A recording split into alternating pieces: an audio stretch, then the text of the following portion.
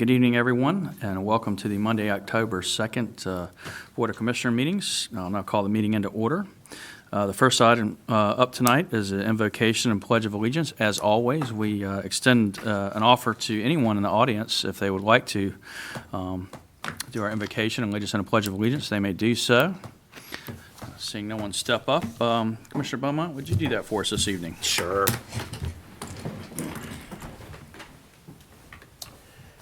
Thank you, Heavenly Father. Lord, I thank you for this glorious evening that has brought us together.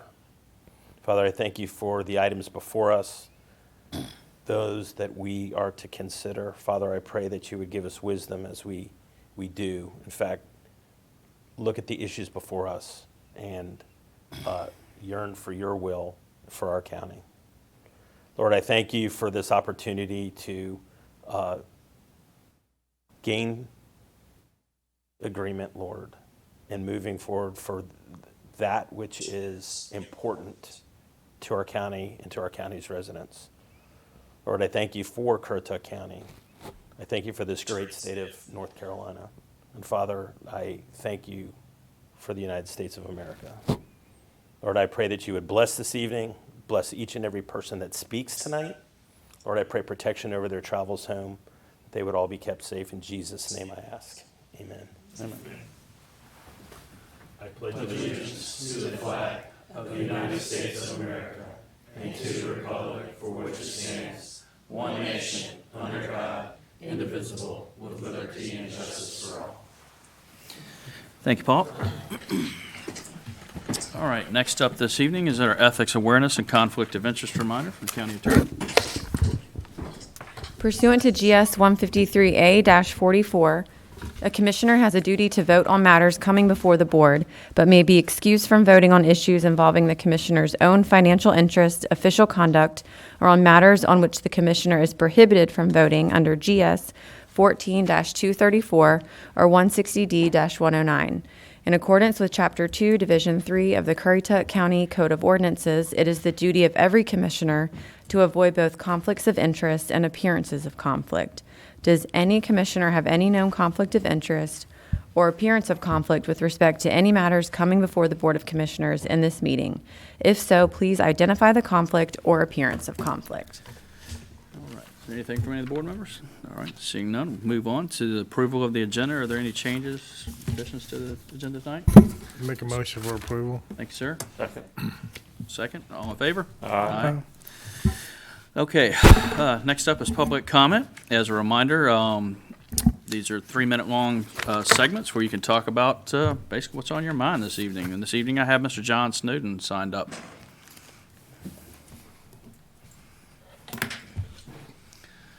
John, I think you know the deal. You can name and address for the record, please. John Snowden III. I'm the only John Snowden right now. 112 Maple Road, and I also own property further down the road there. And as I like to introduce myself, I am Farmer John, and I'm growing food. We have some weeds growing right now, but we got a nice crop of sweet potatoes in the ground, and I don't grow houses. We do occasionally grow flowers, though. So I'm here on 3 different items, but I also want to speak on the public hearing at 2324. Number 1, I think we kicked the can down the road until it's gone off the cliff. That 10-cent tax increase was a shock to the system. I knew it was coming because I pay attention to the meetings, but a lot of people in different areas of the counties don't pay attention until they get that notice in the mail that's got an extra little bit of money on it. I think it's beyond the budget, though, as a couple of people made a comment at the last meeting that if you could write a better budget, run for office. Come sit in your seat. I did. Well, a lot of people know this. I'm running for commissioner in 2024. I have to get 1,000 signatures, but I'm talking to people, and I'm getting there. The bigger picture, though, is not the budget. You guys missed that. It was the fact that you let growth go on so much that there was nothing you could do. You did nothing to control growth. Mr. Mims sitting back there did more to control growth by making a text amendment. You should refund his money and thank him for being the public who sits here and attends these meetings. I didn't come here to embarrass you or anything, but we lost focus. It was not the budget. It was growth. Unmanaged, uncontrolled growth.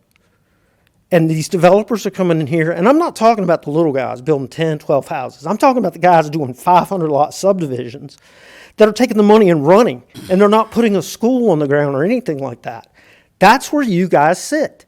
You're supposed to tell them, hey, if you want to come into our community to do business, Ryan Homes, I'll name them. They're a national company. They take the money and run. They didn't build a school. They didn't give us land for a school. We had to go buy land for a school. That's just crazy. So we got to get a handle on growth. And you guys delayed Mr. Mims' thing 3 or 4 times in the planning board, and then you shot him down the last time.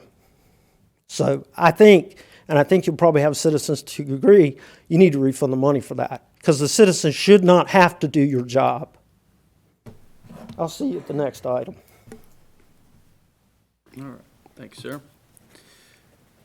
All right, there's no one else signed up for public comment this evening. Is there anyone that would like to comment this evening that did not sign up? Come on up, sir.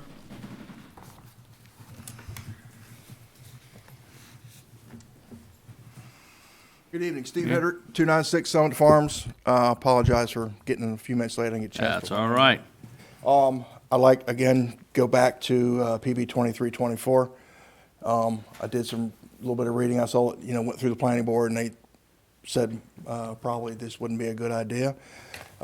Speaking as a citizen, I'm not sure it's a good idea to remove public comment from these types of hearings. So my question would be, as a way forward, if it does pass, how would the public be better informed other than just notifying the adjacent landowner? I would like to see, a 1 mile radius ring, something like that all these people need to be notified, or those who may be affected by the increase of traffic on their road. I'm in Summit Farm, so we will put in Lotus Ridge. So that's going to be an increase in traffic for me personally on that particular piece of road. So those are things I think moving forward with the developers. I know the community meetings can get heated. I know people can get emotional, but we take the emotion out of it and we just be logical and thorough about what gets done. But I think a good way to do it would be if we could all come together on a good positive note moving forward. If the public is no longer going to be allowed to express opinion at the judiciary hearings that have been taking place. So part 2 to my thought would be, I did some research on what constitutes a special permit. I see the type 1 plats for special use permit are kicked in for special use when we exceed 85% of the public resource. So since type 2 plats are also since the type 2 plats are also considered special use, does that 85% apply to them? And if it does, where do we stand currently? Are we at 85% of the public resources to support growth? Are we below that mark? That would just be my question, is where do we stand with all of this? I know most everybody we're doing county water, septic, private septics and so on and so forth is that. But that would be my question, is where do we stand with the resources whenever we say, after the hearings are over with and everyone gets, the lawyers have their say, where do we stand with water? Things like that everybody, I don't personally have a well, but a lot of people are on county system.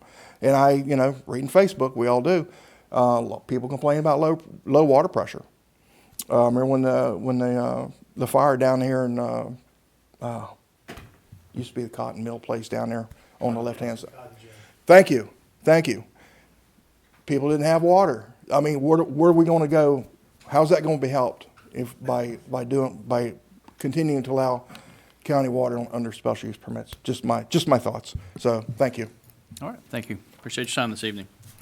All right, don't have anyone else signed up. Is there anyone else that'd like to speak? All right, seeing none, I will close the public comment. And we'll move on to commissioner reports. Mike, you want to lead us off tonight? Thank you, Mr. Chairman. Just a couple things. First of all, I just want to remind everybody of our volunteer fire departments. I know Lower Currituck in particular is doing a drive for volunteers. I've shared their postings. I'm sure all the fire departments volunteers are looking for help. We're getting ready to get into people are going to be lighting fires in their fireplaces. Logs, heaters are being turned on, so there's a lot of chimney fires. So if you can get involved any way, you can help set up cones, you can pass out bottles of water, you can just be at the station to help, and just show up if you need to give them support, say thank you, they appreciate that. But if you can be involved in some manner, call your local volunteer fire department. They will be glad to talk to you, tell you what you can do, what's involved, training, and you'd be surprised how convenient it can be for you to get involved with your community in the volunteer fire department. Secondly, I just want to mention Currituck Kids is in full swing. I'm on the board. There's a lot of new board members out there. Currituck Kids has been involved since 2009 with our community, with helping our kids in Currituck County. They give money to the school systems for book fairs. We do 2 scholarships. There's a lot of events Currituck Kids does for our community. So keep them in mind. They're on Facebook. They have a website. Always looking for donations and volunteers and help. It's a nonprofit. No money is paid to any board members. It goes right back to the kids in our community. And it's been very successful. We're glad to do it. And it's a good feeling helping our youth. That's our future out there, to make sure that they have what they need. Other than that, that's all I have for this evening, Mr. Chairman. Thank you. Ms. Kitty? Thank you, Mr. Chairman. On September the 21st and 22nd, I attended the NCACC County Risk Group Board of Trustee meeting in Newbern, North Carolina. The risk group offers workmen's compensation and liability and property coverage for counties, and currently our group serves 70 counties here in the state of North Carolina, and it helps to hold the cost of the coverage affordable to these counties. At the meeting, we planned the strategic, can't get it out, directions for the risk management group, conducted our board meeting, and received updates on the risk state of finance, including revisions of the budget. Being insured by this risk group is another way that our county works hard to save tax dollars for our citizens. And on Monday, I will be attending my first meeting of the Blue Ribbon Commission on the future of North Carolina elections. I'm honored to be representing North Carolina Association of County Commissioners and will be chairing the Candidates District Filing and Qualification Committee. The public will be hearing more about this project as we move forward, and hopefully this will clear up some election misconceptions, from ballot access, mail-in ballots, voting counting, ballot security, to a host of other topics. This commission will help to ensure confidence in our most cherished privilege, the right to vote. Thank you. Thank you very much. Mr. Jarvis? First, I want to just announce that COA's Emergency Management Service Program was recently awarded accreditation for the first time by the Commission on Accreditation of Allied Health Education Programs, which is the program's accrediting agency.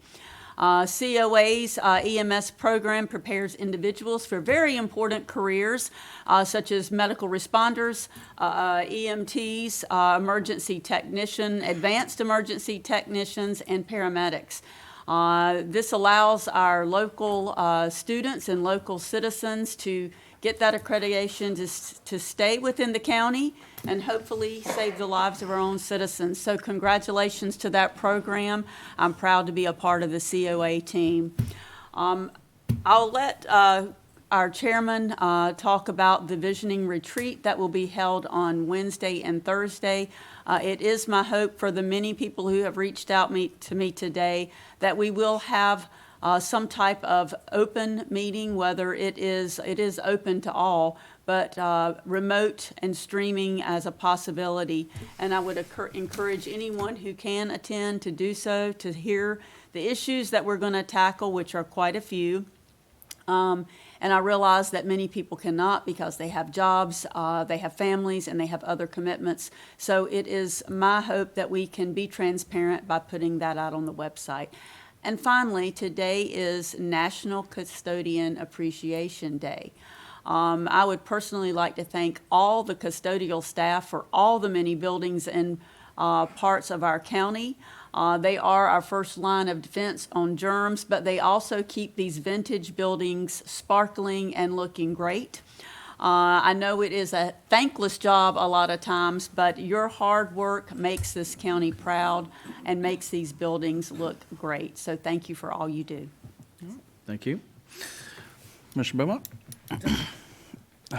Selena, when was the senior banquet, or the volunteers banquet? Friday of the 29th or the 2nd? 22nd. 22nd, okay. I did math. It's been a busy couple of weeks. Commissioner Jarvis, Commissioner Etheridge, myself, and our county manager had the pleasure of attending the volunteers banquet at the Seniors Center. Yet another fine event. And to kind of summarize, I was asked to say a few words, and I actually kept it to a few words.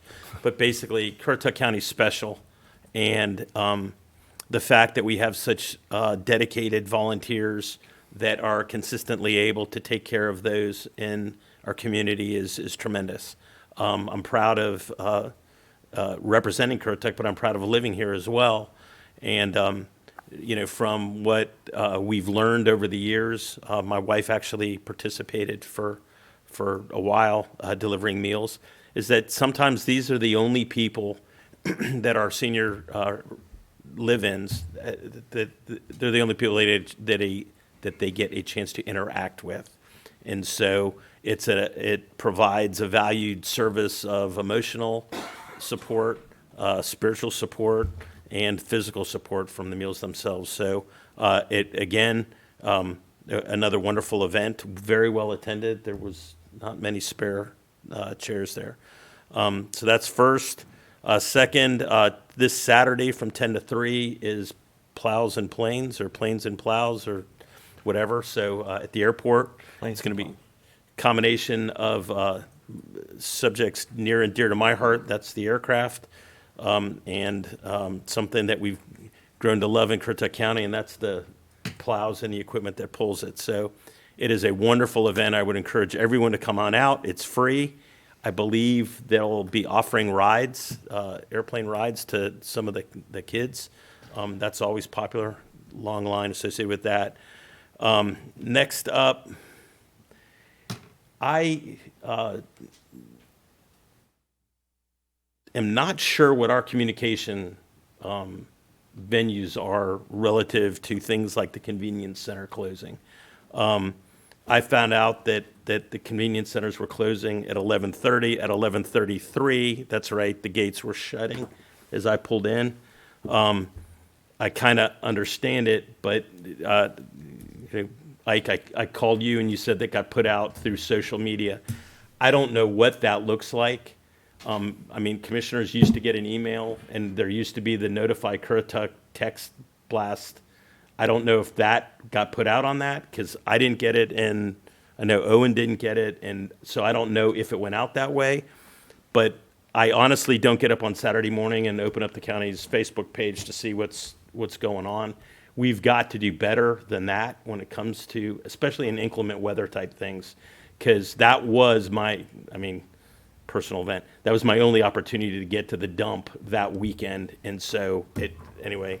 It was pushed out on Friday after Waste Management, communication with Waste Management, through the county's website, through all our social media. I believe it did go out on Currituck Alert or some form of Currituck Alert. I didn't get it. Did you get it? No, I didn't. I didn't get it. Well, I didn't get it either, but it went out, some form of Currituck Alert. I'm understood that it went out. Okay. We're on I'm an surprised. as-need-to-know basis. Right. On this side of the room. I'm surprised that they Did were. you get it? They were even. I'm surprised they were even open, because the information was that Waste Management was not going to have them open at all. We were not going to open them on Saturday. So I was surprised when you called me and said that you'd been there. Well, kind of. It was a low flyby. The point, I guess, stuff like that, I think, is actually worthy of an email to the commissioners saying, hey, by the way, heads up. Because again, I didn't see anything, and you're the first folks I talked to that actually got something. So that's awesome. But certainly not a complete messaging. And if it's a list that I'm not on, I need to know so that I can get on it.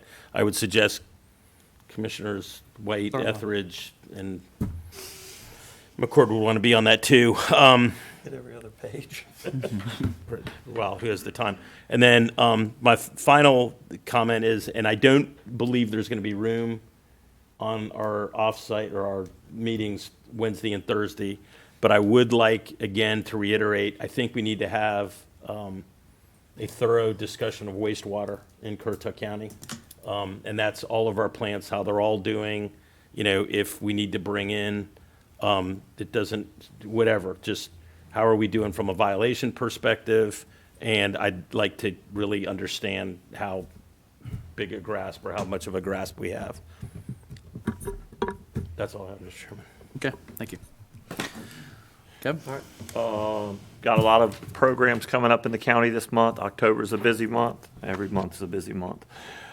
Planes and Plows this Saturday, great event. William and his staff do an awesome event with assistance from everybody else. 10 to 3, it's at the airport. It's free. It's an amenity in the county, so enjoy it. The airport does a great job, and William does a great job.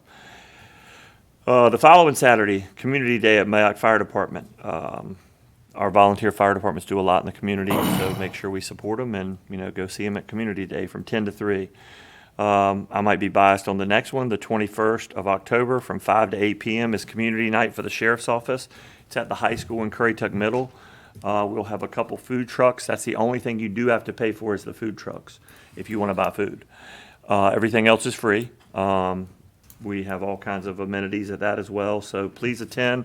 If your child wants to wear a Halloween costume, feel free. If an adult wants to wear one, as long as it's PG or better, to the G side, feel free to wear that as well.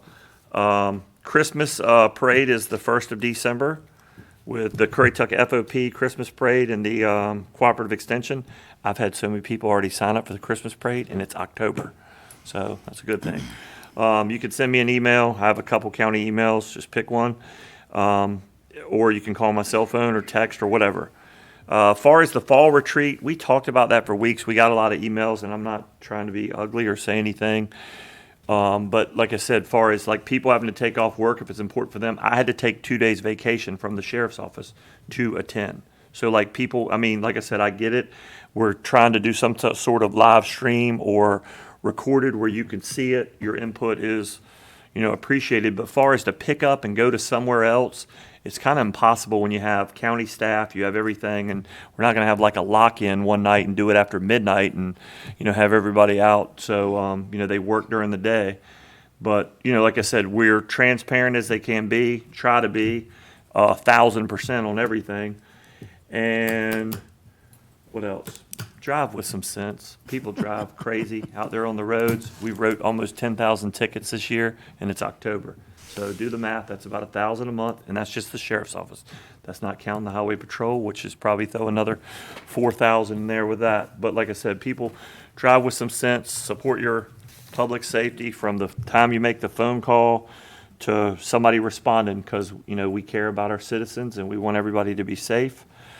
And I'm trying to think if there was anything else. Oh, the Christmas assistance program through last year, I think we shot for almost 100 kids. So support that through social services or the Currituck FOP.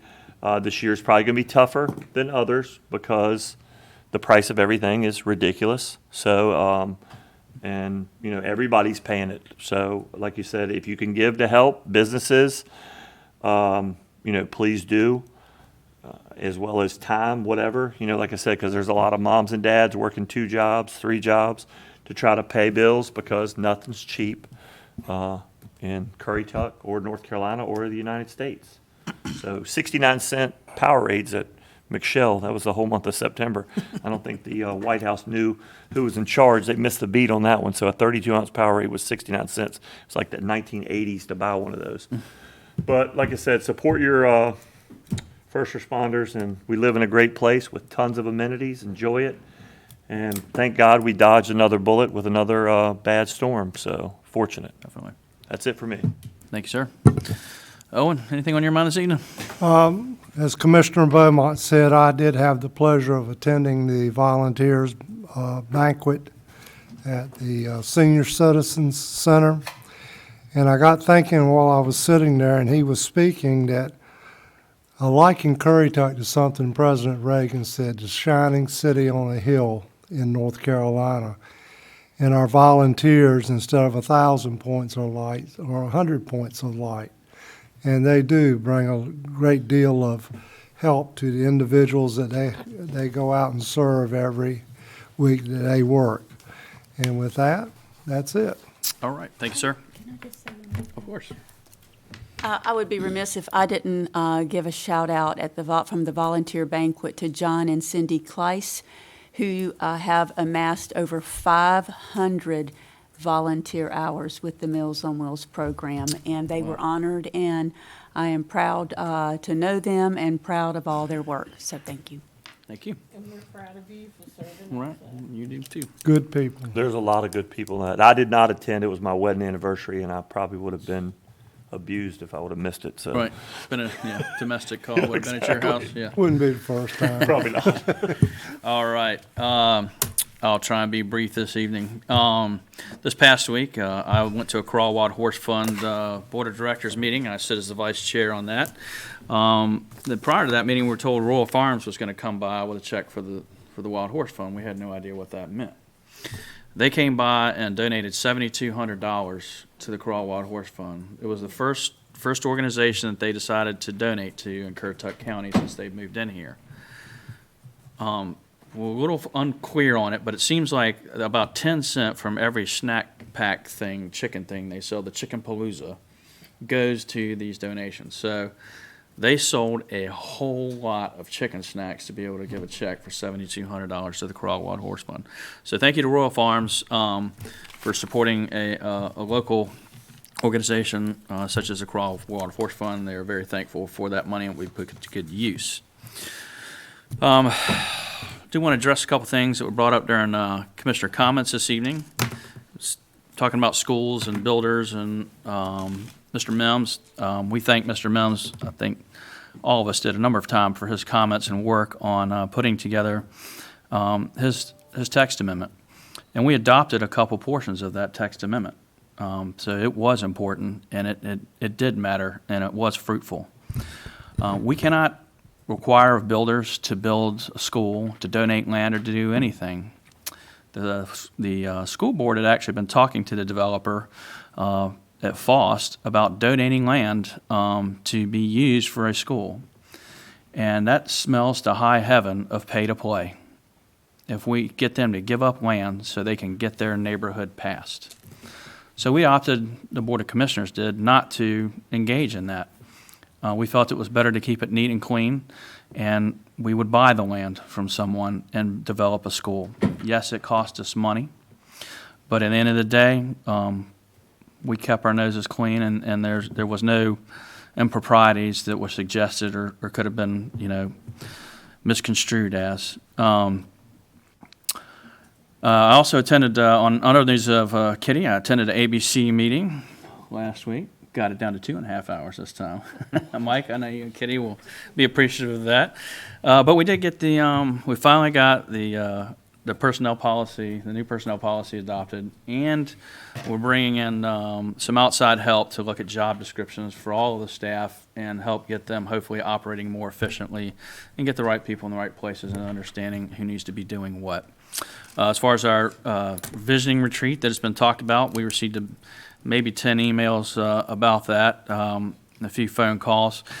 As Kevin said, we have that, we've had it in Crawl in the past. We've had it here. We've had it over at the Public Safety Building. This year, there's a lot going on and a lot to unpack in it. And so we're going to have it here. It makes sense with our staff being here. If we need anything from them, they can run down the hall to their office to get it rather than being stuck in Corolla trying to work remotely.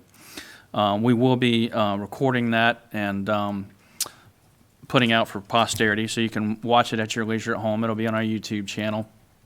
These are, a retreat is supposed to be just that, a retreat. We're supposed to actually leave, according to the North Carolina School of Government, and go somewhere and have discussion, open, honest discussion amongst ourselves, bad ideas around good, bad, or indifferent. This county has chosen not to do that and actually has done everything they can to be open and honest and transparent with the public. Now, it happens during the work week. They say, why don't you do it on the weekend? Well, now we have to pay our county staff overtime to be here. Tax dollars are being spent to do that. If we do it during a work week, we have to take off from work. Mike has a job, I have a job, Paul has a job, Owen sort of has a job. He's a farmer, but he's pulling beans right now and corn and may not be able to be here because he's in the middle of that season because of a weather delay. So that is one of the reasons that we have this meeting here this year, is because it was absolutely necessary to do so, and so it's going to be here, and we will have that not live stream but available for people to look at on YouTube. And as always, those meetings are open to the public. You can come and sit down, listen to the discussion. When we take breaks, you can interact with the commissioners and ask questions if you're not clear on why we did something, or interject an idea that maybe you think is a better way to handle something. We are receptive to that. So clear that up, and that'll be it for this evening as far as my public comments go. Mr. Chairman, Yes, sir. you had mentioned that the project, the first version of FOST, was denied partially because of We didn't go down that road. that project was denied based upon the number of houses, and in fact, the applicant came back with a significant reduction. Part of that was that land got dropped off, so it was not denied because of that, but the school system was warned, if you attach your land to a project that has yet been approved, there is a risk that you're going to drop that basket of eggs, and we're not going to get a school. You're going to have to go back to the drawing board and find more land, and that added 2 years to the process. Anyway, Thank you. Mr. Chairman. Yep. All right, next up this evening is the county manager's report. Anything for you this morning, Mr. McCree, or evening, Mr. McCree? Yes, want to announce to the public, the water clerks from the water department have now relocated to we still call it the old bank building, on the west side of 168, just across the way from here. That's where they will now be accepting payments for water bills. There's a drive-through window.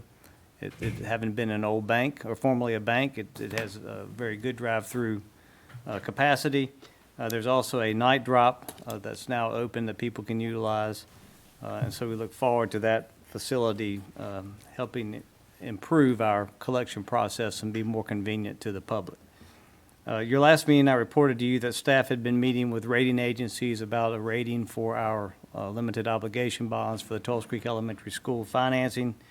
On Friday, we received a very nice rating, a great rating, from Standard & Poor's, AA plus for GO bond rating. That is the second highest rating that you can receive. AAA is the highest.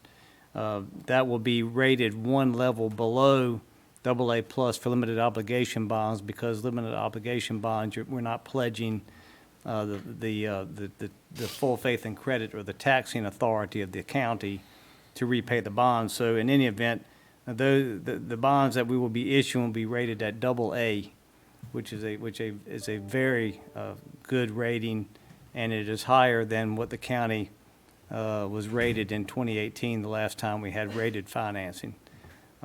Tomorrow, the local government commission will be considering our financing application. We look forward to that approval, and we'll then be moving forward to a closing on the financing in late October, first part of November. Okay, thank you All very I much. All right, county attorney, anything from you today? No report. All right, thank you. Mr. Chairman, Yes, sir. Mr. McCree, could you tell the people what we got out of the state budget? Well, this board retained Warden Smith, a law firm, to represent us in the General Assembly as our lobbyist. The board also provided for them, our lobbyist, a legislative agenda and priorities for appropriations that the county would like to see from the General Assembly. We did not receive anything in the last session. In fact, we determined that the Currituck County has never really ever asked nor received anything from the General Assembly in the way of appropriation. We're very fortunate and glad to say that with a couple of trips there with staff and some county commissioners, the efforts of the firm that we hired, that Currituck County has received an appropriation of $4 million for airport capital projects, and a total of $16 million for water and/or sewer projects. I think the intention was from our legislative agenda that it would be $16 million for Moyoc wastewater, but the way it came out in the current legislation is $10 million for wastewater, $6 million for water. But there is a technical correction bill process that will be coming up that we can have that modified, which I've talked to some of you suggesting that perhaps we ought to have that modified to $16 million for water or wastewater, so that if we don't need all of that, for example, for wastewater, we can utilize that on some significant water projects that we have coming forward. Thank you. Well, and that brings another question for you, Mike. Was raised during public comment about infrastructure, water, sewer. Like when the cotton gin burned down, we dumped 150,000 gallons or something. No. It was 1.2 million Right. gallons of water. But you meet with your staff to discuss these things and look at our infrastructure needs, and we in fact are working on our water needs, our potable water needs. Yes. And have projects in the works for that. Continuing to expand, we have here on the mainland, we have another deep well under construction that will certainly meet our water capacity and needs for the foreseeable future.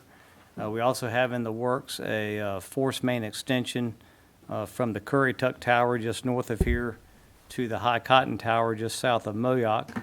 As everything else in the construction world, that price has come back extraordinarily high, so we're going to break that into pieces in order to hopefully get in some force main and also some of the initial pump stations for that project. And did we not also address the low water pressure in the water lily area by adding, I think we added pumps or. We're going to be adding a pump to help with that. pump as part of that coming project. We also have added a redundant or additional line, water main underneath the Currituck Canal. That project has been completed. So we have redundancy in case one of the lines breaks. We still have the ability to provide water south. On the beach, I think we're in a good position. We're about to construct another deep well out there. We also are expanding the mainland water treatment plant to allow for additional treatment capacity, and we're also expanding the Southern Outer Banks water treatment plant in Corolla for additional treatment capacity. The state also has certain rules that the county has to meet, such as when we reach 80% of a plant's capacity, we have to begin planning or designing for an expansion to meet the additional need. So even at 80%, we still have 20% more capacity available. We're not at that point. At 90% capacity reached, you have to actually begin construction at that point in time. So those are some other things that we continually monitor to make sure that we're in compliance with state regulations and our permits. The water system, I know a lot of times there is a claim that there's not sufficient water or pressure. But our water plant folks, they are cognizant and aware in communication when a fire does break out. They have the ability, and they do increase pumps and the push of water into the water towers. It is the water towers that creates the water pressure. And so I think many times where there's a belief that there is insufficient water supply, that ends up not actually being the case. Well, that's like the cotton gin fire, the same thing. I worked it. I was home. We were getting ready to go to a movie, and I got called out to work and worked it for like 10 hours for law enforcement to traffic direct and everything. And there was never. They emptied the tower. Yeah, and they took water from ponds and stuff like that. I mean, the best thing is where there's water all around us. When you need water, you can get water. And then that's the other part, that the fire departments have the ability to shuttle water and to draw it from other water resources, not just from the hydrant that may be located along a water main. Okay. All right, thank you, sir. All right, next up we have administrative reports. Only one item this evening. North Carolina Forest Service is here to give their annual report. Mr. Will Rose is here. This is a Currituck County Ranger. Good evening, sir. Welcome. Good evening. How are you doing? All right, how are you today? Good. I'm here to give my annual report for what we did in the fiscal year of 2022-2023. Okay. All right, so I have it typed out, and it should be in front of you all. Yep, we got it. I'm just going to read off that. So in this last fiscal year, we hired Madeline Mahone, new assistant county ranger. We hired her in April. She graduated from the University of Florida with a bachelor's in biology. She's real smart, and I'm glad she's with us now. And just a little bit about me. I got promoted from assistant to county ranger in October, so about a year ago. I have a bachelor's in recreation park management from East Carolina. I'm currently doing my master's in GIS at NC State. I'm doing that online. And throughout this transition, we've had a very successful year in all of our program areas and look forward to another year serving the landowners of the 40,000 acres of forest land in Currituck County. So for fire control and emergency response, this year we received a good amount of rain, which kept fire activity pretty minimal, but we still responded to 62 fire calls in Currituck. 24 were reportable wildfires. All the other ones would be like false alarms or controlled burns. Out of those 24 wildfires, it totaled to 535 total acres, with $5 million of structures and homes protected. The largest fire we had this year was a marsh and swamp fire in Water Lily. The fire occurred on March 16th of 2023, and the fire department and I were dispatched to it around 9 p.m. A few members of the NC Forest Service remained with the fire all night, including myself, installing fire line with a tractor plow unit and suppressing the fire with our engines. The next morning, we scouted the fire with a Cessna, and we also have drones that can scout, and we found about 500 acres burned. Also, I'd like to mention that the volunteer fire departments and paid fire departments of the county continue to be an invaluable asset in wildland fire suppression assistance. NC Forest Service strives to support these departments through grants and assistance programs, as well as providing training opportunities. We are currently acquiring several pieces of apparatus. We can basically get stuff through the federal government, and we're kind of like the middleman to give it to volunteer departments. Also, I like to go around every year and do some wildland training. We also do forest management, so the NC Forest Service offers an array of forest management services to landowners in Currituck County. This year we did 8 verbal assists. We wrote 12 plans for roughly 672 acres of forest land. Our forest management plans address timber resources, water quality, soils, other natural traits, and provide landowners with comprehensive forest management recommendations that align with their forest resource objectives. So this allows landowners to meet their land use goals, whether it be timber production, wildlife, recreation. We also inspect every logging job that happens in the county. We had 2 inspections this year for 158 acres. We inspect the logging jobs for water quality violations. Also, some I&E events is what we call them, information and education. We did 35 events providing education on fire prevention, fire safety, forest stewardship, and information on the services that we do as an agency. Like Smoky Bear programs, we help the FFA at the high school a lot with their forestry stuff. I included Currituck Aviation Day from last year. We're also going to go to Planes and Plows this Saturday. We're going to bring our basically big crop dusters that drop water, and we'll also have a bulldozer with a plow on the back, so pretty excited about that. We're kind of going to show out for that one. And then I'm also going to be at the Moyock Aviation Day, Moyock Community Day the next week after that. I was in contact with one of your deputies about maybe joining the Community night out? Yeah, on the 21st. Yeah, we can sign you up. I'll come by your office tomorrow. Okay. Yeah, we did 35 of those events last year. And then we also do urban assistance and pest control. So we help with urban trees. It's not really our specialty, but we kind of, if any landowners have any questions about trees in their yard, we can go out, look for insects, disease, and just give a diagnosis on health. And we did 7 of those last year. Also, you might see it in the news sometimes. We're part of the Department of Agriculture. Department of Agriculture did some spraying for the what they call the spongy moth, formerly known as the gypsy moth. Conducted about 3,000 acres of aerial spray treatment. Those are those crop dusters that are flying real low, and people asking about properly. And so for my conclusion, through the support of the county, fire departments, and other cooperative agencies, the NC Forest Service has had another successful year in Currituck County. We will continue to deliver effective wildland fire control, offer expert forest management advice, protect water quality, provide information and education programs, and monitor for forest health for all citizens of Currituck County. I included the office number there at the bottom as well as my cell phone. So what does that mean when you check when they log for water quality? Like, is it groundwater they maybe dumped oil on, or hydraulic oil, or those kind of things? Or? Right, so yeah, there's a few laws that are actually go through the North Carolina Department of Environmental Quality, but they kind of just let us monitor that, and if we find a violation, then we report it.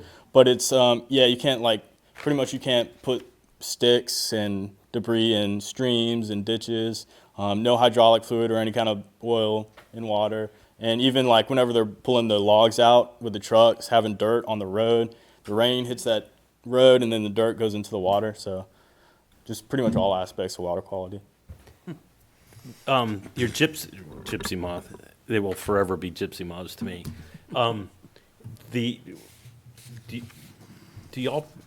You don't participate much in insecticide. Is the gypsy moth number one, is it an insecticide? It sounds like it because it controls insects. The second thing is there a threat to honeybees? And if so, what do you all do, or what does ag do to notify beekeepers? Yeah, so I'd have to look into that further. Okay. But I do know that it's not necessarily an insecticide. It's a hormone where I forget if it's the male. I believe it's the male is looking for a hormone from the females, and essentially they're just blanketing the area with that hormone from the female, and it just can't find a mate to reproduce. Crazy. Yeah. Yeah. Women But it's completely harmless. Thank you for what you guys do. Yeah, thank you. Thank you. Kevin, you need a forester float out there. Here you go. You guys got a float. Yeah, we can sign you up for the Christmas break too. No, I'm just- All right. Anything else? Well, appreciate you coming out this evening. Thank you. Okay. Get into public hearings. We need a break or anything before we get into this from anybody? Good? Okay. He was saying he was asking for All right. What's that? You're good? You want one? No, I'm good. Okay. All right. Next up, item 1, PB 23-24, Currituck County. Request to amend the Unified Development Ordinance, Chapter 2, to exclude public comment from evidentiary hearings. This amendment helps to clarify that the purpose of evidentiary hearings is to gather facts and not solicit public opinion and comment. And so I asked Kevin to just keep it brief tonight. After talking with the board, it seems like we're going to have a lot of discussion, and what is presented tonight will probably not be approved tonight, and we'll end up back in his lap to make some changes to the language and the UDO as well. So, all right, well, thank you. With that in mind, just briefly, I can talk about the text amendment and what the kind of purpose of it was. And the purpose was to remove the public comment section from the evidentiary hearings. Point being, as you've said it many times before, opinions cannot be considered in an evidentiary quasi-judicial hearing. I've heard it likened to, and I think this is a really, really strong analogy, where if you're in a court case and you're in the audience of a court case, you can't just get up and speak your opinion. In the same way, as a quasi-judicial board, that's the case. So what this text amendment would do is it would remove the public comment from the evidentiary hearing, but keep it as part of the legislative. This text amendment did a relatively simple fix of that. It really addressed two things. The first, in the order of proceedings, the public comment. It added in the sentence, except for evidentiary hearings. Therefore excluding the public comment section from that. Secondly, in the public hearing procedures, rights of all persons, it did the same thing. It just added a sentence in there, which excluded it. So if there is something else the board has in mind, another way to address it, we'd be happy to take a look at it, whether we want to, because we did look at other options such as, breaking out and having separate processes for the evidentiary versus legislative hearings. There are other ways that this can be addressed. This was just a very simple way to achieve that goal. Okay. All right, thank you. If the board will indulge me for a minute, or probably a half hour at this point, as we go through this, after talking with most of you, I kind of boiled down what the problems were, or perceived problems were from the Board of Commissioners, and so put some bullet points together for us to go through so that we can have this public debate while people are engaged this evening and paying attention. Our intent is not to, first and foremost, disallow public opinion. It just doesn't have a place in a quasi-judicial proceeding. If you have direct evidence of something, and a great example is Baxter Station in Windswept Pines. An older gentleman came in to us several times with pictures of the ditch overflowing. His backyard was overflowing. The pond from Windswept Pines was overflowing into his 10-acre parcel that backs up to this. He offered direct testimony to something he had seen and witnessed. That is what we're talking about. And so the public can be involved in this, but they need to have testimony to be involved in it. And that's a great example of public testimony, something they saw and witnessed. And then at that point, they can ask questions of the presenter or the attorney or their expert that's here that evening to elicit response from them based on things that they have seen. With that being said, one of the things I heard, and Kevin, if you want to sit down and jot notes, please feel free. You got a mic over there. We can hit you up if we need to. Thank you. One of probably the first things I heard was we need to allow public comment. How do we do that? And the best way is to allow public comment to be expressed as it was this evening when John came up and brought up the agenda item. So you may be able to come up to express your opinion under our normal public comment period that we have every meeting, and state what your opinion is on the project or your feelings about the project, with the understanding that we cannot consider that. However, it does allow the public to come up and talk and air a grievance, or maybe bring up a relevant point that we can then ask later in a meeting that evening. So that requires a language change for us on a minor scale as to how we do business. Ike and I talked about it today. I believe that is disallowed currently under our how we operate, right? The public comment. So rules of procedure. So we would need to amend the rules of procedures. So that's one thing. And am I misstating anyone's object or how they would like to look at public comment and allowing the public to come up during the initial part of the meeting for this? Yeah, and my concern, I'm sorry. Well, my concern was that, that we have a public comment piece associated with that, where it lies in the structure of the agenda. I'm open for discussion, but I think, there should be a point that they were allowed to express some concerns. So, again, if it's at the public or during the quasi-judicial, I understand that piece of it there, so. Right. And I was going to agree with him. I think in A3, it needs to be clarified that public comments, even for except for evidentiary hearings, public comments shall be heard. That verbiage makes it sound like in evidentiary hearings, public comments cannot be heard, and that is not specific enough. I believe there needs to be clarification in A3 that denotes that citizens can make public comments at the beginning of the public comment section like they did tonight. I think it needs to be spelled out when, even in evidentiary hearings, when they can make public comments. And because as it reads right now, it makes it sound like in evidentiary hearings, if it's on the agenda, it can't be heard.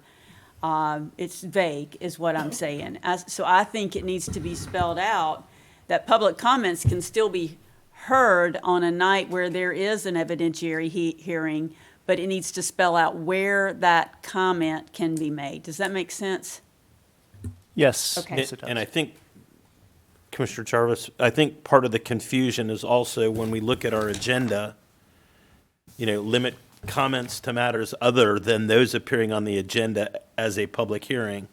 So by our statement on our agenda, you can only comment On on other things, issues that are right. before the board when that issue comes before the board. So Exactly. you're in a catch-22 because if it's quasi-judicial, you can't.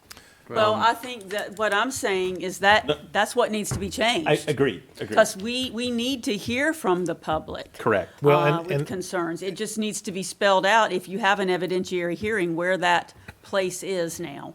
And so that would need to be reworked as And well. well, just as Commissioner Beaumont says, when we start the public comment, we address the audiences that you come up and speak with anything that's on your mind. Right. And I agree, you're right, but our procedures in there spells it out definitely what we're stating. And then the other thing, Mr. Chairman, that occurred to me is, you know, and you addressed it, the gentleman that came up with the photos, you know, he is a witness to that which he has observed. He is able to present his evidence and is open to being cross-examined by the applicant or whoever. So that fits the process of evidentiary, right? Those that, you know, express a concern that may not be quote-unquote a technical expert that express their opinion during whatever that public comment looks like, I would liken that no different to the public meetings that we have where you'll see people write their comments or county staff is taking notes about what concerns the public might have that we actually use when we review and prepare for a case. There are things that we have seen on those meetings that cause us to press the applicant for what is your answer to this? And so, you know, I think the input from the county and the residents, whether they have expert testimony or whether they just want to express their opinion or concerns, I think that's very valuable. And I'm glad that we're pursuing that because I don't want a contrary opinion discouraged or prevented from being heard. And along that same vein, since we're talking about it, in A5, it only gives the director the right to respond to comments. To me, if we allow someone to be qualified as an expert, because if you look on the next page, it lays out that people can be qualified as an expert. So if I'm qualified as an expert, I should then be able to respond to the applicant, their information, to documents and other materials that are presented. So I would like A5 to read response to comment and say the director or a qualified expert may respond to any comments, documents, or materials presented by the applicant or the public. Because if we're going to allow them to be qualified, then they should be able to. Well, I want to ask a question. Is that how that's intended? Because the way it reads, it basically is saying that the director, it's giving him permission to respond. That's kind of how I read it. I'm just wondering if that's the intent in it. You know, the director may respond to comments, documents, materials presented by the applicant. So it's giving him permission to question the applicant, right? If the applicant puts something forth and Kevin looks at it and says, "Man, I got a question about that," he can then question the applicant that's before us. That's how I'm reading that and interpreting it. And I don't disagree with that. So My only concern with that then is he acting as in a legal as an attorney by cross-examining? But he is being sworn in as an expert witness for the county because he's presenting some evidence, I would think.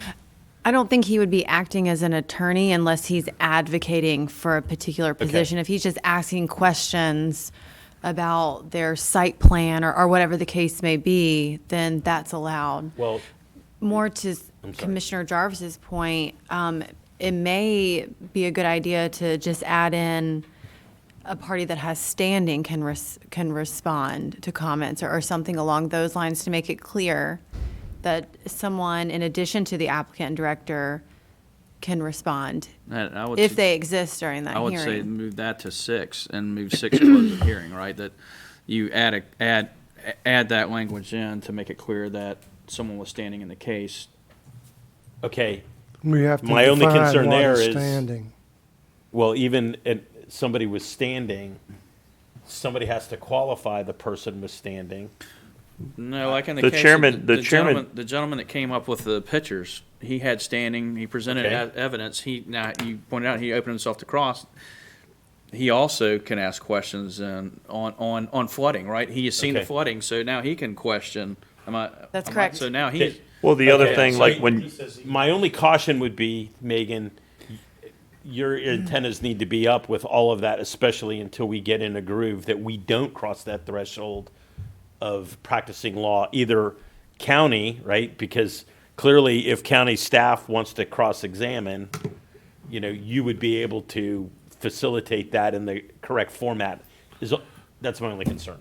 I don't like- think it's saying cross-examine, though. I think that it's it's a more about comment. clarification. And whether we add an additional response to comments, or whether we just take the word director out and add to the director or a qualified expert, or someone with standing. I think that there needs to be in black and white that people who are part of the proceedings have the right to make comments and, respond to what the applicant has presented. it's just like when Bob threw a softball to the female and teed it up for the, she Realtor. was a realtor. yeah. And I mean, had she had 15 years experience, she'd have been an expert all day long, and not knocking her because she had just gotten into it. Would she have 3 or 5 months of experience? Right. But like, I mean, if she'd had 15 years, I would deemed her to be a qualified expert if she had 15, Right. Owen, what's on your mind? Well, it goes back to what Steve brought up, Steve Hedrick. What is standing? Are we going to allow somebody to say, I live in the community a mile away and I have standing? So the standing is actually in the general statutes. It's an aggrieved party that suffers special damages, not one that would be suffered by the entire community. I think we need to put that in there just to cite the general statute. So I got that one covered, I think. I knew we would delve into other areas as we walk through this. And so one of the things that we had talked about when we talked about removing this was putting together some kind of informational packet, right? Something to better educate the public. And as part of this whole process, I think that just got missed in it somewhere. And so I spoke with Megan and Ike today about that and what that would look like to include, so the mailer they get, if they're an affected person that gets the mailer from us as a general mailer, to include that information in there, and further to go onto our county website and develop a page that is much more explanatory than what was on the piece of paper to them. So it gives them multiple opportunities. In addition to doing all of that, you can explain then what standing is, what these things are, what it means to you, what a witness is or an expert, and all those little caveats that we deal with, but it helps them to understand that as a resident, what their options are, basically, right? And so part of that letter would be, go to the county website. We have a much more detailed explanation on the county website. Just want to let you, I do have a question, I guess, for the county attorney or manager. I guess, do we need to research, is there any portions of this that may be in conflict with the UDO or the state statute that may need to be clarified or looked into? So the UDO does say affected party as far as evidentiary hearings, so I would think that is in line with aggrieved party. It doesn't define, I don't think, but I don't think it's in contradiction. And that, and going into the UDO and what we're talking about here, I talked to Kevin about that today. I think we need 2 separate sections. So you have, what we're in right now is a true public hearing, right? The public is allowed to comment on this and be engaged in this. The evidentiary hearing or a special use permit is something entirely different. And so it does not need to be called a public hearing. It needs to be called an evidentiary hearing. Like a court case, I guess, out there that Exactly. we have And- witnesses and that kind of. So as we talk about these language changes, I would suggest that the UDO be amended to have rules for the public hearing and then a separate set of rules for the evidentiary hearing, and address those 2 things separately within the UDO so that there isn't any, disparity between the two or incongruities between the two. And in doing so, do the same thing on our agenda that we get. So you have a public hearing, and then the next agenda item would be a quasi judicial. So it is completely outside the realm of public hearings and should be treated differently. On a normal night, we would have had this and then gone into a special use permit if we had one on the agenda. And our quasi judicial is usually the second meeting of the month. Right. So the first meeting of the month, it wouldn't even come to effect at all. Right, unless we have a heavy workload or something Well, like yeah. that. But anyway, so that's one of the other things to help the public understand. We have two different things going on. The public hearing, that is for the public to be involved in. And then the use permit is for us to consider evidence presented toward whatever topic it is that's before us that evening. And so that's part of it. Does that make sense to everyone? Is that a feasible, reasonable way to go? And we need to, somewhere in there, make sure that public knows that they could bring an attorney to qualify their Right. experts. And And I have a listing of what usually experts will And I think that goes back to that initial contact letter, getting them on, hopefully to go to the website to get more information if they feel like this is something they want to get involved with. And to further that, put it in the agenda packet on an item. So tonight, for instance, if we had a special use permit, put it ahead of the director's or the staff report. This is a quasi judicial hearing. You may have standing if and you have options available to you to further, emphasize what it is and the options available to them. And, and please contact Leanne because she doesn't have enough to do.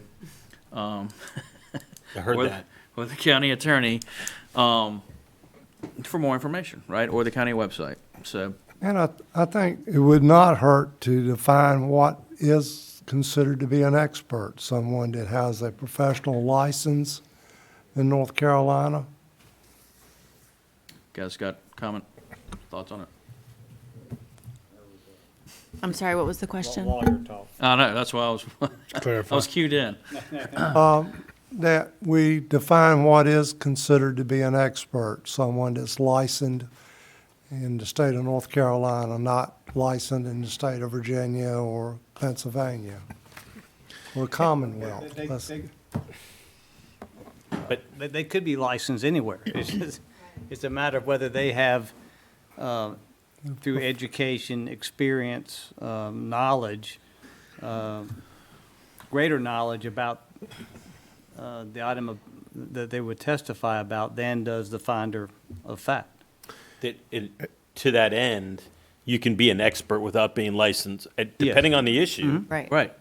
There may not be a license for that. So I think that if you speak to a level of either education or practical experience, et cetera, that there's a way to qualify what could be considered as an expert for the purpose of expertise. And Owen made me think when he made his comment, I mean, I'm not sure if there's a misconception out there that when we sit up here, we're sitting as a juror, judge, whatever you want to call us, but it's not, correct me if I'm wrong, but it's not up to the sitting board during the quasi judicial to find witnesses in opposition of an applicant.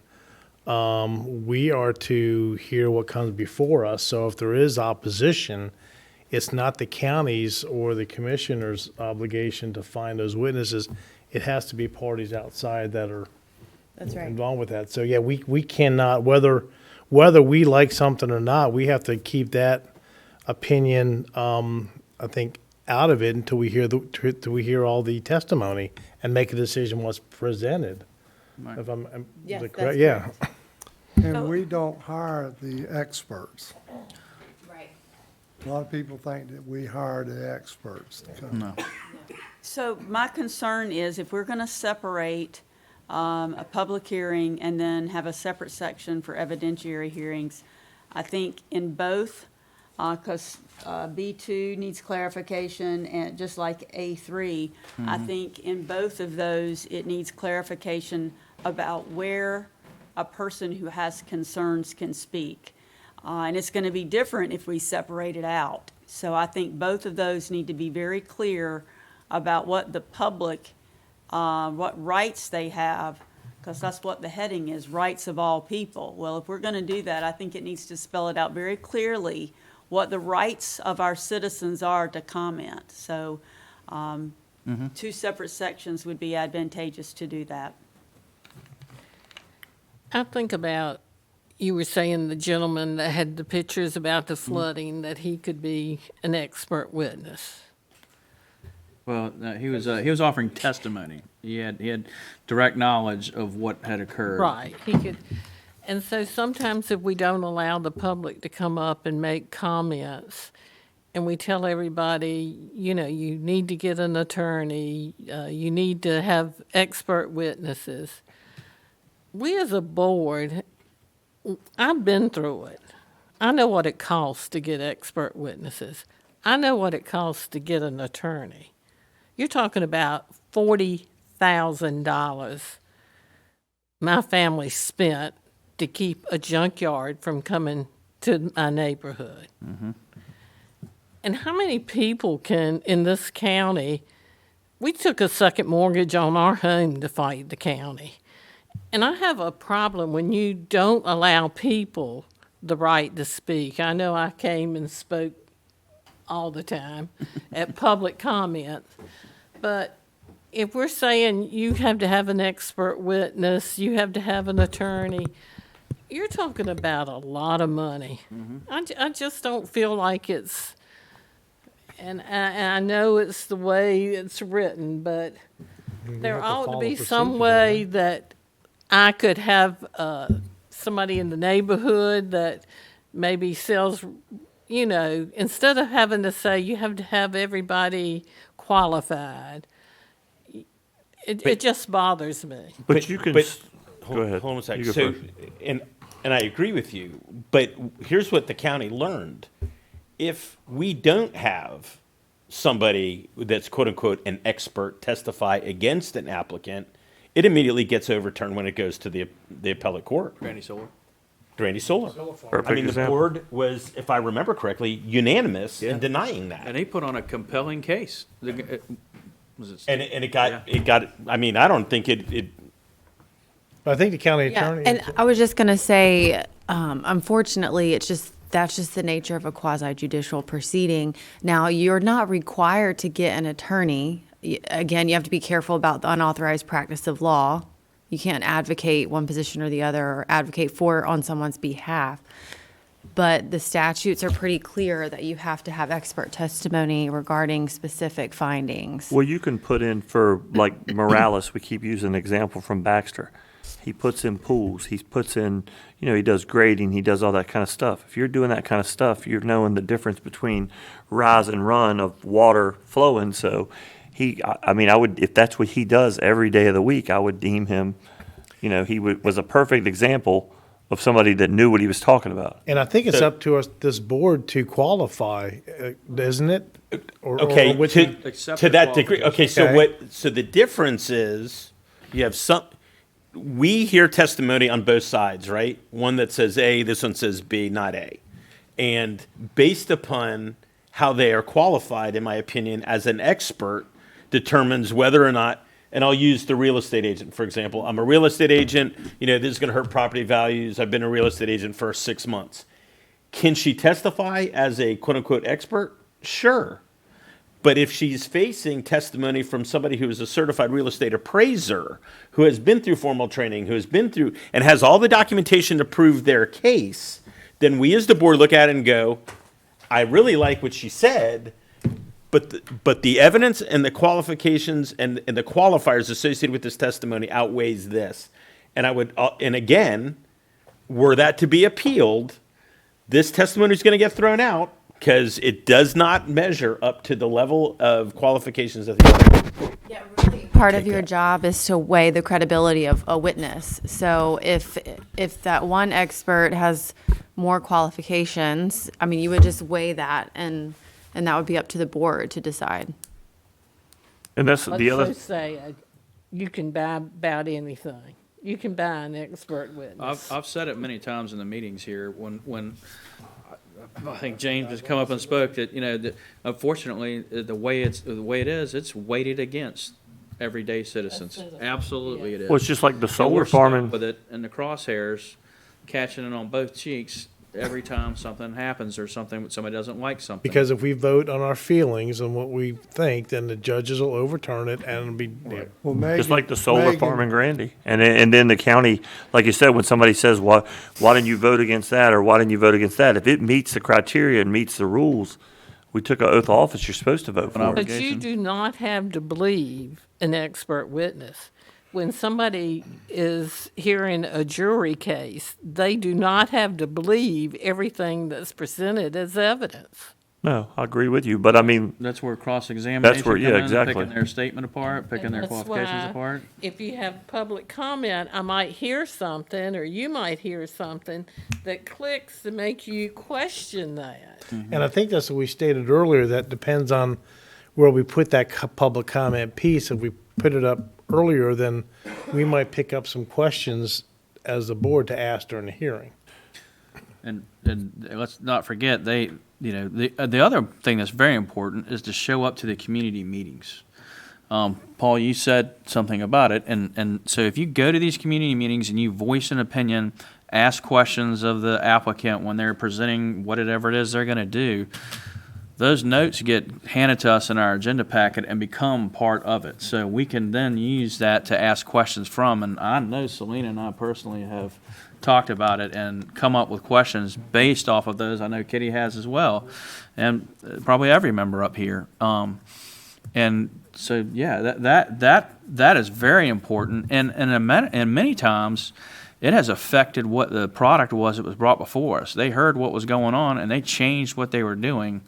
Lots of times. Good, bad, or indifferent, right? Mr. Chairman, I would suggest, the community meeting is the first stop, right?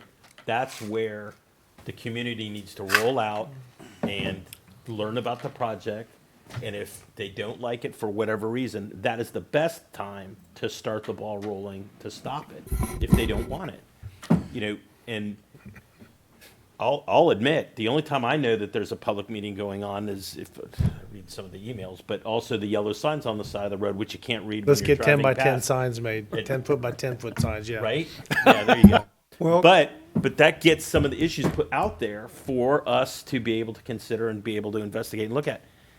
And community involvement doesn't just stop there. Right. And I'm going to touch on real quick, and this is not, there was a lot of debate on some of the issues before this board tonight, specifically school funding and the cost of school. I wish people would come out here and they would hear and they would participate. That's all I have, Mr. Chairman. Well, the community meetings, the things that people have got to understand also is they need to be as civil as they possibly can instead of a shouting match between individuals there that I've observed at a couple of different ones I've been to. But once that application is submitted to this county, we can't hear anything anybody says. If somebody tries to say something to us about that project, we have to say we're not allowed to listen to it. And the last point I want to make is, and Megan hit it on the head, we didn't write these rules. The state of North Carolina, these are the rules that they laid out for every county, every 100 county and municipalities in this state to follow during quasi-judicial hearings. Very true. And unfortunately, we're the ones that are the recipient, and so are the people out there in the audience and watching tonight. Of the social media beat down after it. Community meetings. Of course. And Owen, I agree with you about the civility that needs to take place at community meetings, but community meetings have changed the course. And I, of course, will say again, like I said the last time we had this discussion, the sand mine that was proposed for Spot Road, that group listened and asked questions. They were very civil at that meeting that I attended along with Commissioner Etheridge and Commissioner White, and they organized themselves. No, they didn't go out and hire an attorney, although I think they were prepared. They had that whole area, the notification area, organized. When the developer got wind of that, he dropped the he never even filed the application. They began looking elsewhere. So I agree with you, Owen, that is the very first and a very important step to go listen, ask questions. Another great example, and I will be forever indebted to Commissioner Payment because I was unable to attend, is the Edgewater Road redo. People weren't civil there. In fact, my son, who is a transportation engineer, when he went to his latest conference, they used that as an example of how badly, our own Currituck County meeting, how badly meetings can go when they aren't civil. It's embarrassing to me to think that my son was sitting there thinking, oh, yeah, I grew up there. It's my I hometown. lost my but- voice down there, you're right. You know, I think, but because of the opposition at many levels, I don't know that that particular redo will ever happen. So I think it is important. I think citizens can stop a project in their tracks if there is enough logical, civil discourse against it. As Well the old said. saying goes, you catch more flies with honey than you do vinegar. Yep. Well, that was all I had for my bullet points of concerns. I think we've covered the full gambit of twice. So, with that being said, is there any further discussion? Did we miss anything, guys? Okay. This is a public hearing, and we have the public signed up to speak tonight. So I'll open up public comment. Mr. Mims, you're up this evening as our first commentator. I'll read what I wrote back at the seat. I don't think anybody wants me to read that tonight. James Mims, 105 Chestnut. So I just want to clarify, just kind of ask what defines an affected party? Because to me, my kids going to those schools and the recent developments, I stand by my ability to submit school capacity numbers and to speak at public comment. We must never pass what's been presented before you. What's been presented before you, and I feel conversation that's being had right now is healthy.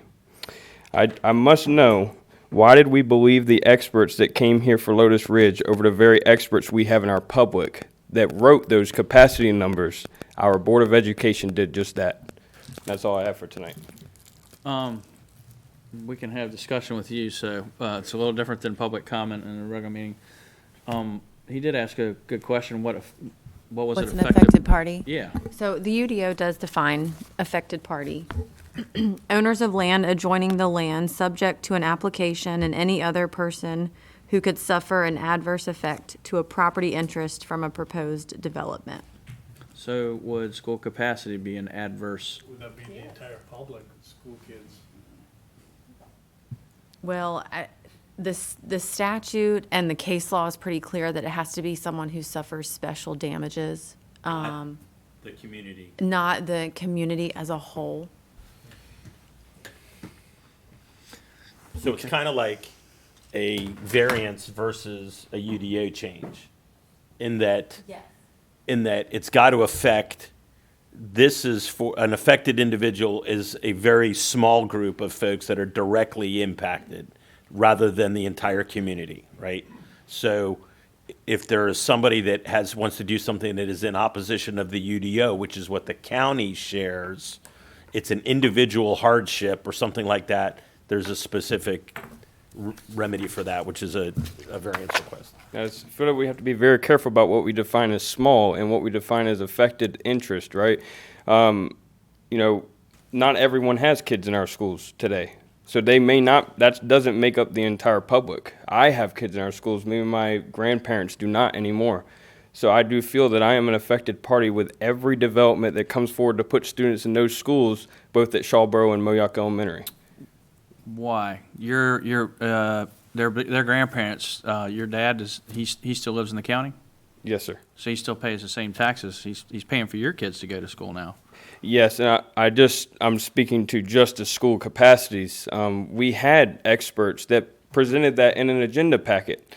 Why did we not take their expert opinion over top of the expert that was brought here from Washington, D.C., who never stepped on our schools, never rode in our school buses in a rural community, and never stepped foot in this county until So that day. he didn't speak to, we know that the capacity is whatever, right? At Mayock Elementary. We know what that capacity is. I think what you're talking about, that gentleman said there are remedies to help deal with school capacity. The point is, the school board did not look at any of those remedies. They just chose to handle things the way that they have handled them, that you've seen that there's 750 kids in a school that holds 500. So that's what he was testifying to. There are remedies, there are ways. Kevin's talked multiple times about moving the lines to move kids down to Griggs. Other commissioners have up here as well. So there's other remedies that are available, but we don't set those. The school board does. But he did make a valid and cogent argument for other things that can occur that would allow capacity to free up to handle these kids. And the other part of that was the new schools coming online. We had defined dates when we were going to start that. So we also used our own stuff against us, if you will, because we were, in fact, planning a new school. They knew that. We knew when we were going to start that school, how long construction was going to take, and that they would not affect the school system until that actual new school was online. I encourage our Board of Education members to attend these meetings when they put public comment and when they have testimony, to come to these meetings and not just put in paper our school capacity numbers, to show up and testify to those very numbers. And I also encourage the board, again, to remove the language in the agenda that says that you cannot talk about those things that are otherwise appearing in the agenda. We just talked about that. We're actually going to strike that and make that change so that, if nothing else, the whole point is that a public comment at the beginning of the meeting that we always have, that you can speak to anything on the agenda that evening if you'd like to. That is compromise. I can deal with that. Thank you, sir. Okay, thank you. All right. John Snowden.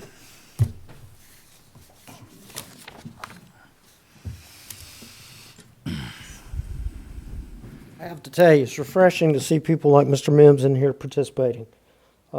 I probably sat through as many or more of quasi-judicial hearings in my days of publishing the newspaper here for 8 years. So I understand completely that you can't have layman testimony on something that requires. I'm going to need your name. Oh, I'm again. sorry, John. Oh, I was on there before. John Snowden III, 112 Maple Road. Thank you. So, we're number one. I'm really averse to eliminating public input on anything. I literally spent a lot of money publishing the newspaper here in the community so the community would know what was going on. And I have a lot of skin invested in that game, $28,000 or more that I was spending money coming from the outside, my consulting business, and spending it to publish a newspaper. So I'm very averse to the public being just shut out altogether. So you want to push this back onto the community meetings and things like that. Well, the first thing is your signage. Somebody mentioned the sign is like that big, okay? I got a ton of campaign signs that can be vinyled over, and you can put a 4x4 or a 4x8 sign out that says public hearing in big old orange letters. Chesapeake does it. They've got metal signs that they can go back and vinyl on. I'm giving you solutions to getting the public more involved. The mail notices. I'll give you an example. That subdivision, that the rezoning request on the west end of Maple Road, only the people right around that were notified. That subdivision affects everybody on Maple Road. Just like the airport. When the airport expansion was going on, they just notified the adjoining owners. The airport affects a huge area. You've acknowledged that because you have an airport area plan. So the mailing notices need to be expanded.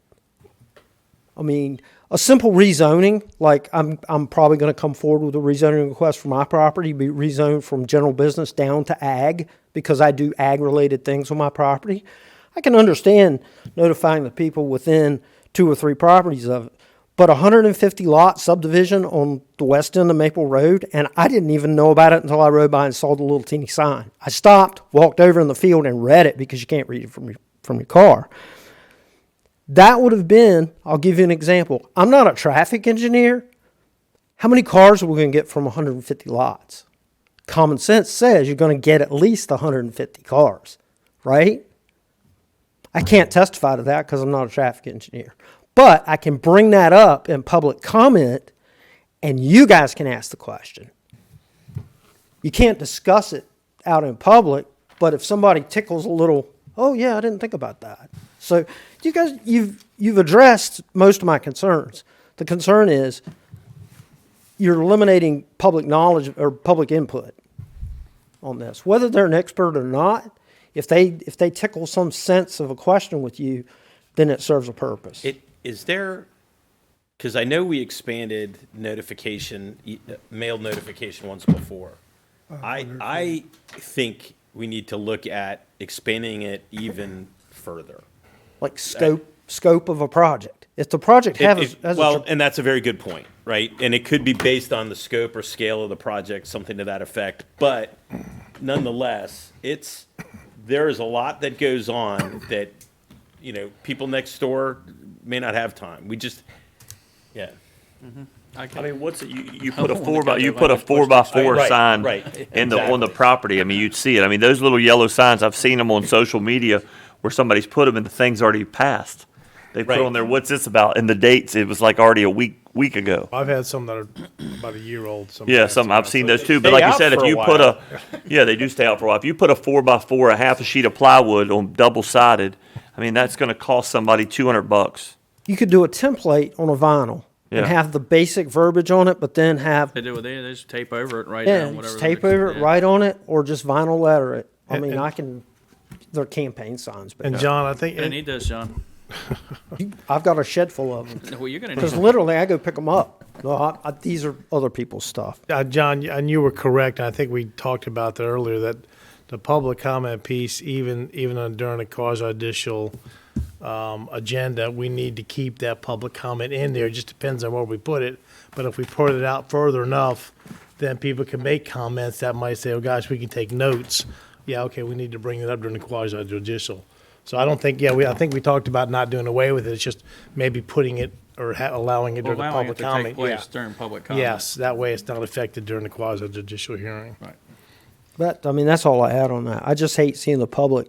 If somebody shows up to speak, geez, thank them. I mean, because you see, there's only 3 of us here tonight that Right. chose to speak. It is amazing how many people don't show up, but there'll be a keyboard warrior in it.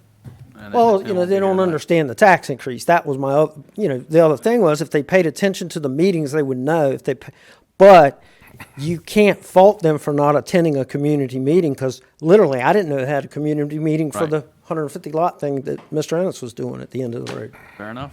And if I'd have had seen a sign out there, I mean, I don't disagree with you on the signs. I mean, Yeah. that's something we need to work on. I think we can fix, that's an easy fix. and I'm more than willing. I do graphic design work, Right. part of my job. I'm more than willing to do you a sign. Buddy be on it. No, Buddy's dead. I'm sorry. Buddy passed away. Right. How was he? It was natural. Geez.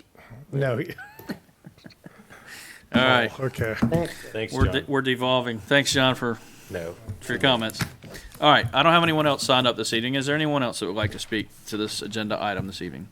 Seeing no one, I will close the public Wait a minute, comment. Steve Oh, raised his Steve, hand. I'll reopen it. I'll jump on real quick. All right. So again, 1-8, Steve Hedrick, 296 Summit Farms.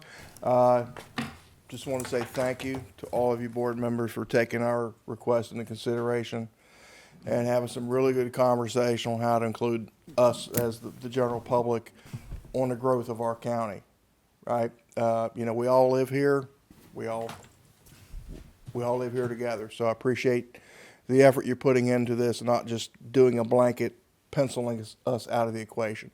So I do appreciate that. Thank you so much. Thanks for coming out this evening. Mr. Chairman, Yes, sir. instead of closing the public hearing, we might want to continue it until Well, it comes I back. got a question. This agenda item has changed so much. I think it's gonna have to go back through. Yeah, it's gonna have to go back through. So I think we just need to vote this down, and staff has got enough marching orders now to bring this back in a different format to us. so you And need a certainly a motion work to deny session it then. before we go to planning board to make sure that it encompasses what we want to see. Okay? All right, so close the public comment, and is there any further discussion? All right. Nope. Selena, you look ready to go. I'm ready. I'm ready. I move to deny PB 2324 because the request is not consistent with the Imagine Currituck 2040 vision plan. The changes that we desire to make need to be reimagined into a new text amendment. So there you go. That's my Thank you. I'll second it. Oh, toss up. You giving that to Kitty? Like Kitty can have it. All right. Thank you. All in favor? Aye. Any opposed? All right. Let's take a 5-minute recess and jump into the next agenda item. Go home.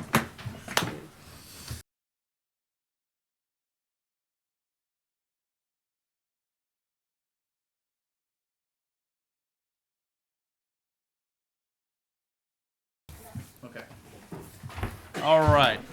Welcome back. Next item up tonight under public hearings is PB 23-25. Currituck County is requesting to amend the Unified Development Ordinance Chapter 2 to clearly state that a special use permit application must comply with the Unified Development Ordinance. Good evening, Kevin, again. Man, a few words tonight. Yes. All right. I like it when that happens. And this will be a few words as well. This is really a housekeeping text amendment. It was born out of a conversation actually with staff and the county attorney, and it is just a clarification. So our ordinance right now in Chapter 1, specifically 1.4.4, says that no development will be done until there is compliance with the UDO. So that is explicit in our ordinance. However, that language is not said explicitly in the special use permit review standard. So what this text amendment does is clarifies that and adds in the sentence that a application must be in compliance with the provisions of the ordinance as part of the special use permit review standards. We considered the following goals, land use goals 1 and 2 when reviewing this, and those are, that basic development standards, densities, and appropriateness of development should be considered because the ordinance does consider those. Planning Board recommended approval by a 6-0 vote. Staff also recommended approval, stating that it is in conformance with the UDO and the request is consistent with Imagine Currituck, specifically land use goals 1 and 2. And I will stand by for any questions. Any questions, comments, concerns? Okay, hearing none. Thank you. Thank you.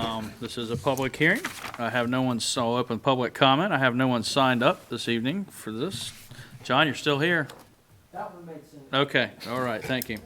All right. Denied. Seeing no one, I will close the public comment and open the floor for a motion from the board if there's no further discussion.